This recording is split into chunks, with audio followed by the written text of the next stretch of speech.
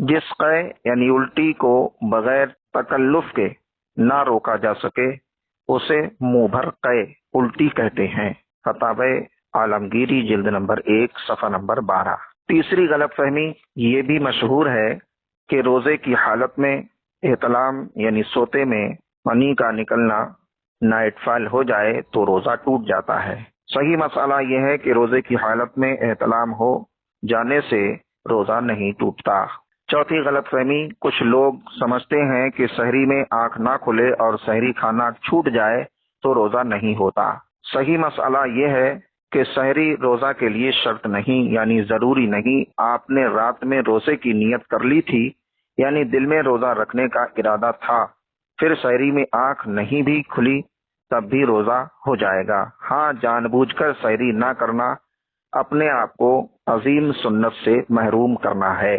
Number 5 یعنی پانچویں غلط فہمی، کچھ لوگ سمجھتے ہیں کہ منہ میں موجود تھوک یا بلغم نگل جانے سے روزہ ٹوٹ جاتا ہے یا مکروہ ہو جاتا ہے، اس لیے وہ بار بار تھوکتے رہتے ہیں۔ صحیح مسئلہ یہ ہے کہ منہ میں موجود تھوک اور بلغم نگلنے سے روزہ بالکل نہیں ٹوٹے گا۔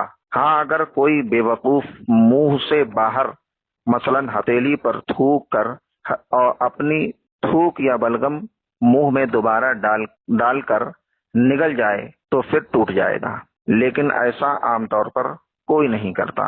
حوالہ در مختار ما رد المختار۔ چھٹی غلط فہمی، کچھ لوگ سمجھتے ہیں کہ چوٹ وغیرہ لگنے پر خون نکل آنے یا خون ٹیسٹ کروانے پر روزہ ٹوٹ جاتا ہے۔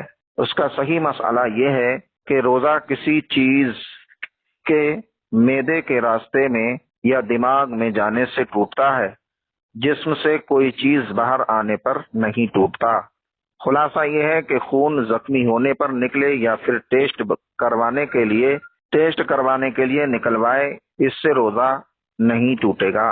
ساتویں غلط فہمی، کچھ لوگ سمجھتے ہیں کہ روزے کی حالت میں غسل فرض ہو جائے تو کلی کرنا، ناک میں پانی ڈالنا منع ہے۔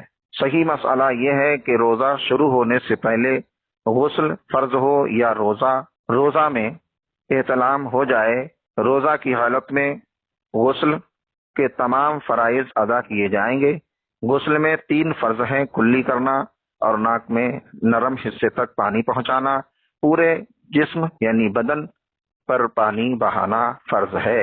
اس کے بغیر نہ غسل ہوگا نہ نماز ہوگی۔ البتہ روزہ ہو تو غرارہ نہیں کرنا چاہیے، اور عام دنوں میں بھی غرارہ غسل کا فرض یا کلی کا حصہ نہیں بلکہ جدا گانا سنت ہے، وہ بھی اس وقت جب روزہ نہ ہو۔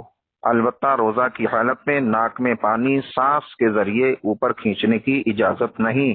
8ویں غلط فہمی، کچھ لوگ سمجھتے ہیں کہ جب تک اذان ہوتی رہے سحری میں کھانا پینا جاری رکھا جا سکتا ہے، اس لیے وہ اذان ہوتی رہتی ہے اور وہ کھاتے پیتے رہتے ہیں۔ صحیح مسئلہ یہ ہے کہ اذان فجر اور نماز فجر کا وقت تو تب شروع ہوتا ہے جب سحری کا وقت ختم ہو جاتا ہے۔ جو سحری کا ٹائم ختم ہو جانے کے بعد بھی کھاتا پیتا رہتا ہے، اس نے اپنا روزہ برباد کیا، اس کا روزہ ہوا ہی نہیں، یعنی جو اذان ہوتی رہتی ہے اور وہ کھاتا پیتا رہتا ہے، اس کا روزہ مانا ہی نہیں جائے گا۔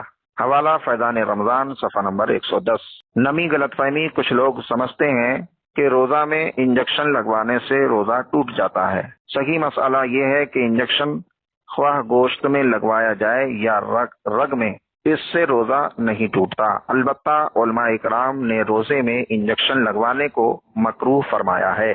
جب تک خاص ضرورت نہ ہو نہ لگوائیں۔